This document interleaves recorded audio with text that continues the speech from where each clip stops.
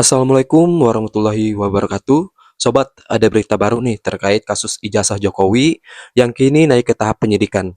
Dan ini respon dari Roy Suryo. Yuk kita tonton bareng-bareng. Bismillahirrahmanirrahim. Assalamualaikum warahmatullahi wabarakatuh. Salam sejahtera untuk kita semuanya. Om Swastiastu, Namo Buddhaya. Pertama-tama, terima kasih atas kehadiran seluruh rekan-rekan media, baik media mainstream maupun YouTube dan alternatif. Juga kepada Saibul Bait kita, ya, pemilik kantor pengacara Pak Ahmad Yani, terima kasih. Dan kepada seluruh tim kuasa hukum bidang litigasi di bawah Pak Petrus Celestinus dan juga non litigasi di bawah Pak Ahmad Kosinudin. Saya update saja, ya. Alhamdulillah hari ini Senin, ya, 14 Juli 2025 sudah banyak sekali perkembangan yang ada. Dan alhamdulillah juga tadi disebutkan oleh Bang Ahmad Kosinudin, kami mendengar bahwa ada konon, sudah ada, bukan konon ya, karena diumumkan langsung oleh Kabid Humas Polda Metro Jaya, Pak Kolonel Ari, bahwa sudah naik status penyidikan hanya dengan menggunakan fotokopi. Clear. Kenapa saya mengatakan menggunakan fotokopi? Tidak pernah ada bukti, baik visual, video, tayangan maupun bukti yang langsung, kehadiran Joko Widodo ke Polda Metro Jaya menyerahkan yang asli. Dia pernah datang membawa sebuah map dan map itu ditekuk-tekuk. Makin seru nih. Ditekuk-tekuk. Kalau ditekuk-tekuk jelas tidak mungkin itu ijazah asli, karena ijazah asli itu kaku sekali dan mapnya adalah map yang sangat tebal, map kulit. Memang pernah ada seseorang bernama Wahyudi mengantarkan yang konon, nah ini saya sebut konon karena penampakan nggak pernah kelihatan. Konon sebuah ijazah dalam tanda kutip ke Mabes Polri, ke Bareskrim, itu ada orang. Tapi kemudian hanya beberapa hari dikembalikan tanpa disita. Jadi artinya Kolonel Ade Ari ketika ditanya teman-teman media, clear betul ditanyakan, Wah. asli atau fotokopi? Tadi diulangi berkali-kali oleh Pak Kasunidin. Fotokopi. Fotokopi. Teman-teman tahu semua, dalam hukum fotokopi bukan bukti. Clear ya? Jadi kalau bukan bukti, kalau itu hanya berupa fotokopi, sangat janggal sekali kalau kemudian ada kenaikan status. Itu yang pertama.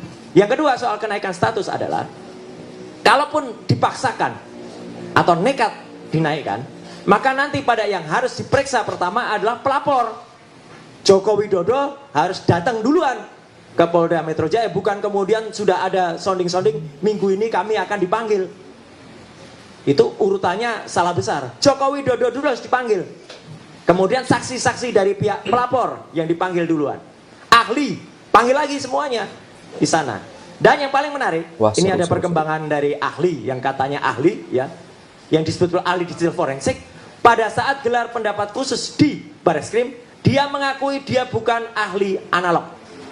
Jadi kalau dia sendiri dihadirkan, makan tuh kata-katanya. Buat apa dia dihadirkan untuk sebuah bukti yang sifatnya analog? Jadi dia tidak berhak untuk menjadi ahli dalam kasus di Polda Metro Jaya. Kalau itu dipaksakan lucu. Dan dia waktu itu di Bareskrim, sebenarnya kami waktu itu bisa menolaknya karena dia tidak mendapatkan surat tugas. Kami, saya, Dr. Ismon, Dr. Tifa, Dr. Taufik, itu ada di surat tugas yang diserahkan kepada Karwasidik. Oh, begitu. Ahli digital forensik yang katanya ahli itu tidak mendapatkan surat tugas, jadi dia harusnya bisa ditendang keluar. Tapi ke atas kebaikan hati kami tidak menendang keluar. Kenapa? Kami ingin mendengar apa paparan keahliannya. Ternyata ini fakta, teman-teman semua. Dan ini bisa ditanyakan kepada Karwasidik dan seluruh peserta gelar.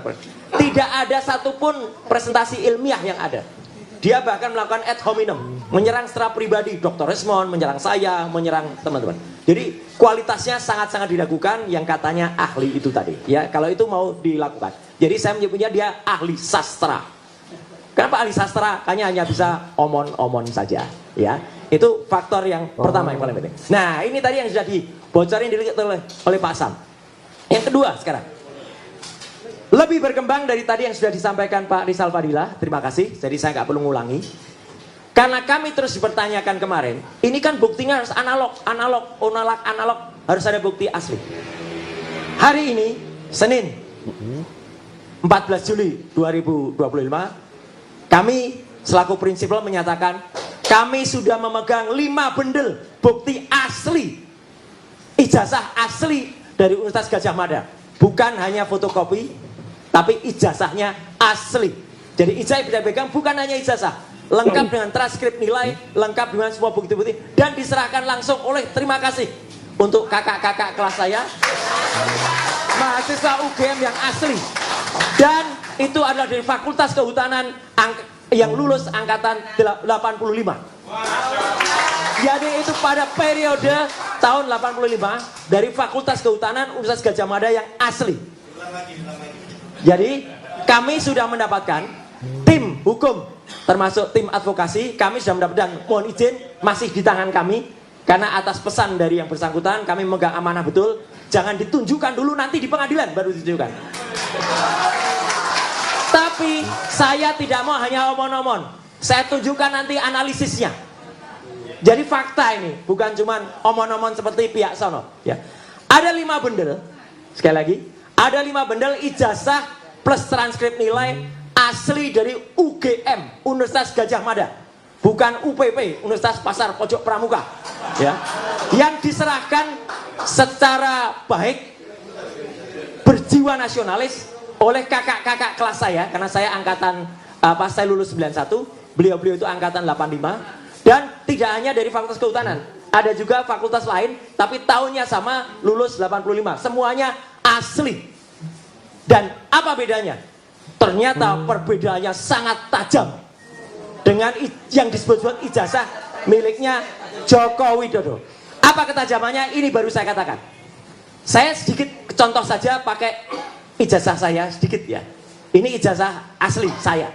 Ya, sebelah kanan kenapa beruat gitu? Ini nanti ada analisisnya, analisis ELA. Ini ijazah saya. Wah, seru nih, tahun teman-teman. 91, 6 tahun setelah ijazah 85. Yang pertama, di sini kalau diperhatikan, ada yang namanya watermark di seluruh bidang ijazah yang dicetak di kertas. Ada tulisan Universitas Gadjah Mada, Universitas Gadjah Mada. Jadi di situ ada tulisan Universitas Gadjah Mada, Universitas Gadjah Mada. Tidak ada di ijazah ini. Clear. Kehabisan tinta itu Mas. Tidak ada. Jadi watermark itu penting sekali. Ya.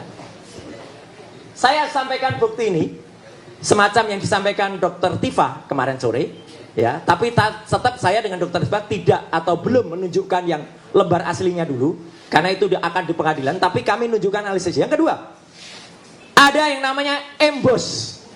Itu dikatakan juga di Refli Harun oleh Dr. Tifa. Embossnya ada di mana? Nanti saya ceritakan embossnya. Jadi emboss itu adalah logo Universitas Gadjah Mada. Dan itu tidak bisa dibuat di Pasar Pramuka. Nggak mungkin. Ada emboss yang ada di situ, nembus sampai belakang. Yang ketiga, ada benang kertasnya. Jadi kertas ini genuine. Wah, makin seru. Ada benang kertasnya. Saya bisa tunjukkan di ijazah asli milik saya. Mohon maaf kalau Anda lihat nama saya kok tidak mirip ya. Kok di situ terbaca Suryo Udoro. Kan saya Suryo Noto Dibrojo. Iya. Bapak Ibu, saya mendapatkan pergantian nama dari Roy Suryo Udoro menjadi KRMT Roy Suryo Noto Dibrojo. Asli juga itu. Ya. Dari Keraton Pakualaman. Keraton Pakualaman dan Keraton Jogja, gelarnya tidak bisa dibeli. Asli. Lain dengan seseorang dari Pasar Pramuka yang tiba-tiba jadi KPH.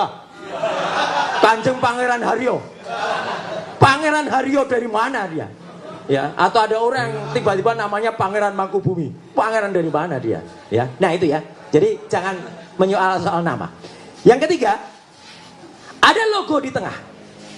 Dengan tinta tertentu. Yang tinta itu unik. Kadang-kadang tinta itu tembus sampai belakang kalau yang di aslinya.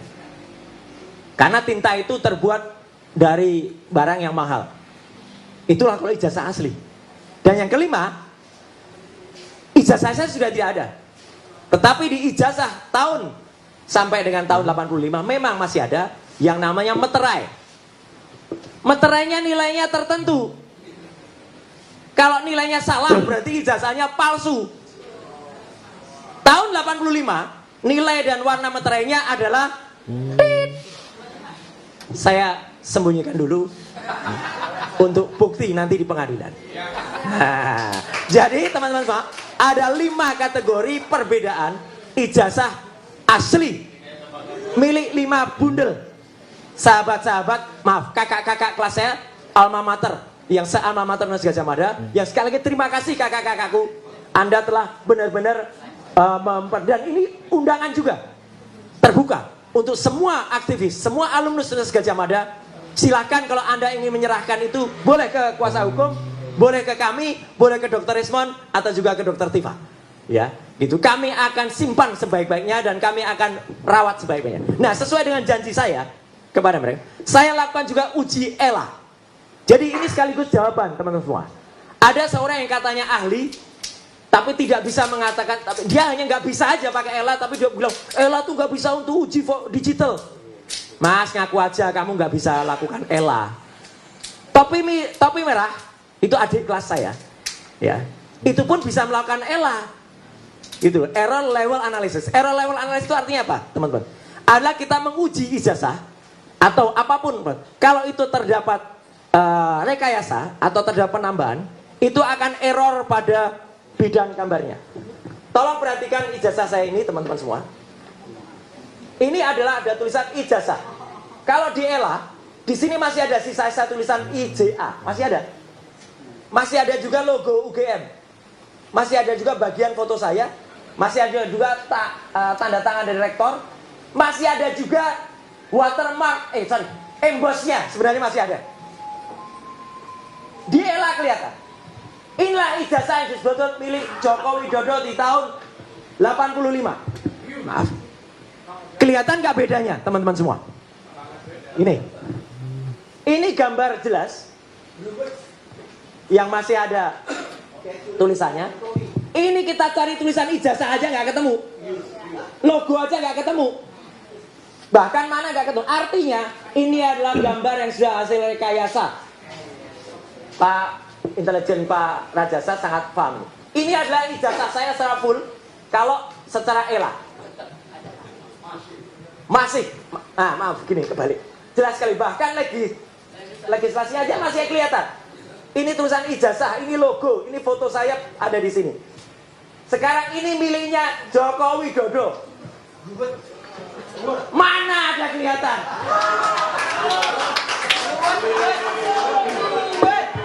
Tidak ada sama sekali. Tidak ada. Sama sekali. Gelap kayak orangnya katanya. Suruh habis. Ya, kita nggak minum, tapi artinya tidak ada. Dan hasil analisis ELA ini saya pertanggungjawabkan kepada dunia akhirat. Allahu Akbar. Tidak ada hasil pada lembar yang disebut miliknya Joko Widodo. Tidak otentik. Jadi bukan hanya identik. Dan saya sudah mohon izin kepada yang bersangkutan. Saya tidak tampilkan aslinya, tapi saya tampilkan analisis ELA-nya. Ini adalah ijazah asli angkatan 85 Fakultas Kehutanan seangkatan dengan Joko Widodo. Ada semuanya. Masih kelihatan. Tulisan ijazahnya ada, bekas logonya ada, kemudian watermarknya juga masih ada.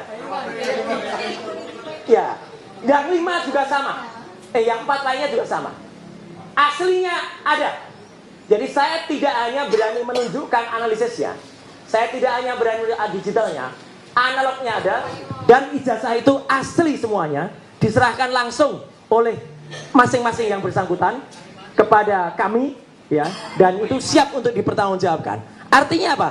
Ini adalah bendel bukti yang menambah, jadi tidak mengurangi, Pak. Menambah bukti yang tadi disampaikan oleh Pak Rizal Fadila. Dan bukti-bukti ini siap untuk dibawa juga ke Barreskrim. Ya, clear ya.